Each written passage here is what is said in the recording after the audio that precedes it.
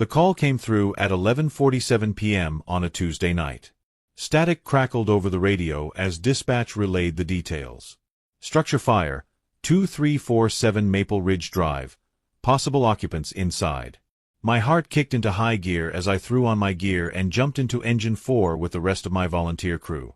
That address was in my own neighborhood, Riverside Estates, where I'd lived for the past 15 years. We screamed through the empty streets, sirens wailing and lights blazing. The smell of smoke hit us before we even turned onto the private road leading into our gated community. My stomach twisted as I saw the orange glow painting the night sky. This was bad, really bad. Then we hit the chain. Our 20-ton fire engine lurched to a stop, tires squealing against asphalt. Stretched across the entrance to Maple Ridge Drive was a thick metal chain, padlocked to posts on either side. Behind it sat a white Lexus SUV, parked sideways across the road like some kind of suburban barricade. I jumped out, rage boiling in my chest. This was exactly what I'd warned them about. Behind me, Captain Rodriguez was already on the radio, his voice tight with controlled fury as he reported the obstruction to dispatch. The house was only 300 yards away, but it might as well have been 3 miles with this barrier in our path. My name is Marcus Thompson, and I've been a volunteer firefighter in Riverside Estates for 8 years. It's a small private community of about 200 homes, all governed by an HOA that makes North Korea look relaxed. For most of my time here, the HOA had been annoying but manageable. Then Karen Hartley became president 6 months ago, and everything changed. Karen was the kind of woman who measured grass height with a ruler and sent violation notices for mailboxes that were the wrong shade of black.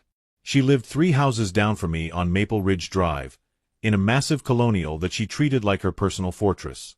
Within weeks of taking power, she'd implemented a dozen new rules, each more ridiculous than the last. But the road restrictions were the worst. She'd convinced the board to install locked chain barriers at every entrance to reduce what she called undesirable outside traffic. When I'd brought up emergency access at the monthly meeting, she'd waved me off with a dismissive laugh.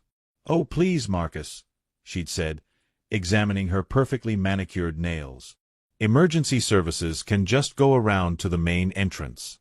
We can't have random vehicles using our private roads as shortcuts." I tried explaining that seconds matter in emergencies, that the main entrance added precious minutes to response times. She'd accused me of being dramatic and fear-mongering, then had me removed from the meeting for being disruptive. That was 3 months ago. Since then, I'd filed formal complaints with the fire marshal, sent certified letters to the HOA board, even consulted with a lawyer. But Karen had deep pockets and a vindictive streak. She'd started targeting me with daily violation notices for everything from my driveway having a microscopic oil stain to my trash cans being visible from the street for 5 minutes too long. The dry season had started early this year, with drought conditions and high winds creating a tinderbox environment. I'd sent another warning to the HOA just last week, complete with statistics about response times and fire spread rates. Karen had responded by having my letter read aloud at the meeting in a mocking tone, calling me paranoid and suggesting I needed a hobby besides catastrophizing. Now, as I stood there watching smoke billow into the night sky, her words tasted like ash in my mouth. Captain Rodriguez appeared beside me, bolt cutters in hand. "We're cutting it," he said grimly. "Every second counts."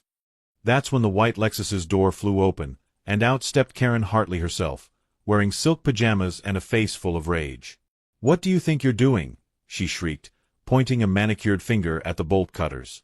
"That chain is private HOA property. You have no right to destroy it."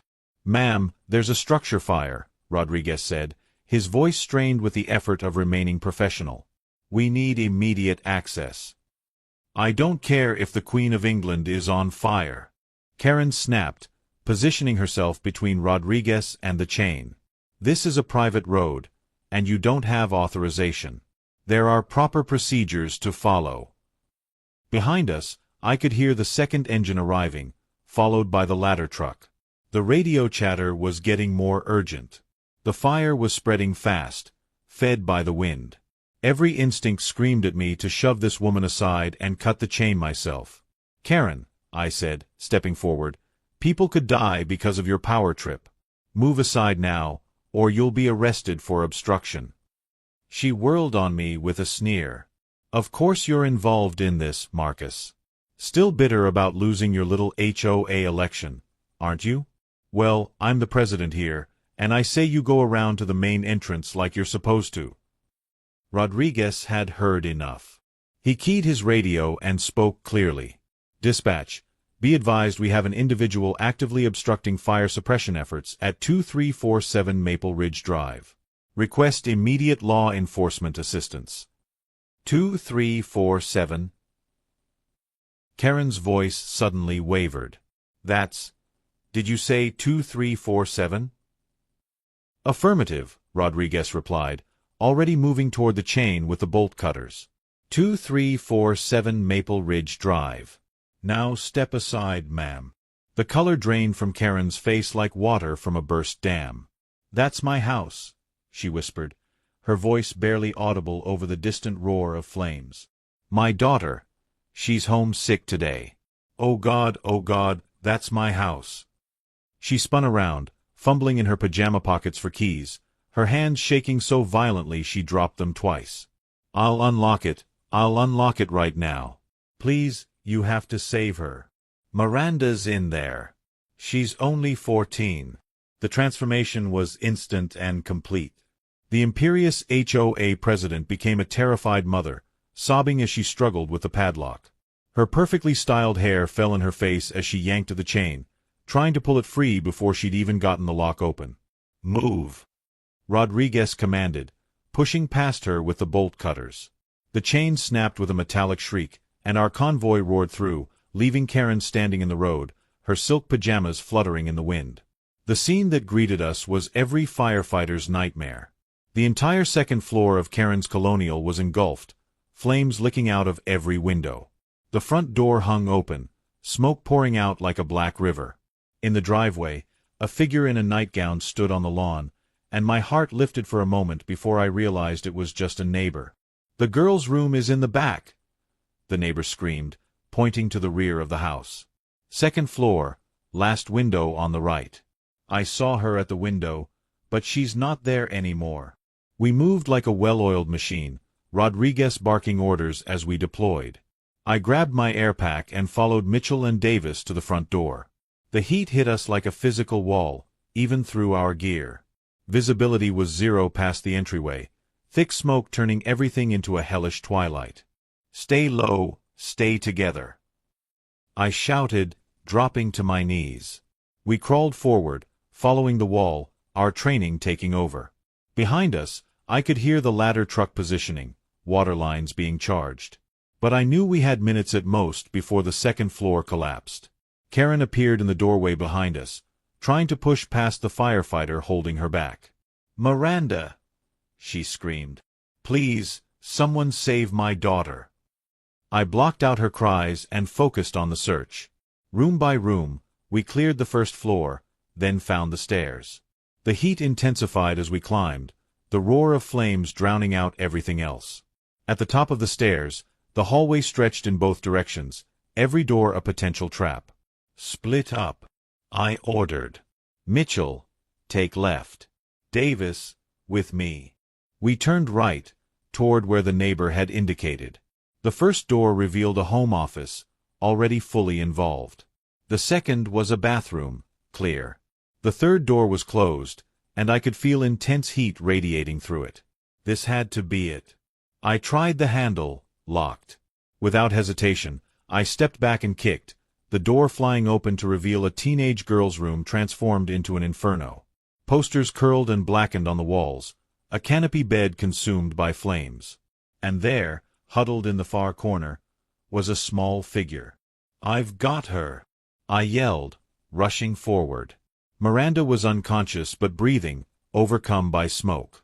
I scooped her into my arms, her body terrifyingly light, and turned back to the door just as a section of ceiling collapsed behind us, sending a shower of burning debris across the room. Davis led the way out, using his axe to clear falling timber as we retreated. The stairs were starting to buckle, each step a gamble. We made it to the front door just as the upstairs hallway flashed over, a rolling wave of fire that would have killed us all 30 seconds later. I burst onto the lawn, Miranda limp in my arms, and immediately passed her to the waiting paramedics. They went to work with oxygen and IV lines while I ripped off my mask, gasping in the cool night air. Around me, my brothers continued the fight, multiple lines now attacking the fire from all angles. Karen was there instantly, falling to her knees beside the gurney, sobbing her daughter's name over and over. When Miranda's eyes fluttered open and she weakly said, "Mom," Karen broke down completely, clutching her daughter's hand like a lifeline. It took 4 hours to fully extinguish the fire. By dawn, the Hartley house was a blackened skeleton, water dripping from charred timbers. The investigation would later reveal the cause was electrical, a fault in the attic wiring that had smoldered for hours before erupting. With proper response time, we could have contained it to one room. The delay at the gate had cost them everything. Karen sat on the neighbor's porch, wrapped in a Red Cross blanket, watching the investigators work. She looked like she'd aged 10 years overnight. When she saw me approaching, she didn't sneer or snap. She just looked at me with hollow eyes. "Marcus," she said quietly, "I need to apologize. Not just for tonight, but for everything. You tried to warn me, and I let my pride, my need to control everything, nearly kill my daughter." I sat down beside her, too exhausted to feel vindication. "Miranda's going to be fine," I said. "That's what matters." "The chain," she continued, staring at her destroyed home. "It delayed you by 6 minutes. The fire chief told me that.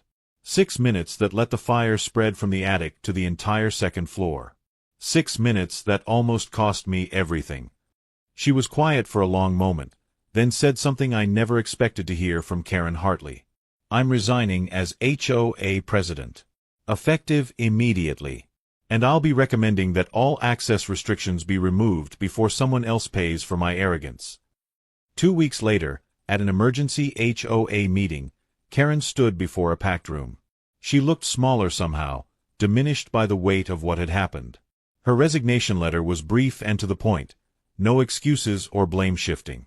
She endorsed an emergency measure to remove all road barriers and implement the fire department's recommended access plan. The vote was unanimous. As the meeting concluded, I approached her with a small box. Inside was a 6-inch section of the chain we'd cut that night, still bearing scorch marks from where burning debris had fallen on it during the overhaul. "For your new house," I said quietly. "A reminder that some barriers aren't worth maintaining." She took the box with trembling hands, tears streaming down her face. The room filed with HOA violations against her for the fire damage visible from the street totaled $12,000 in fines. Her insurance company, citing negligent obstruction of emergency services, denied her claim, leaving her with a $400,000 mortgage on a pile of ash.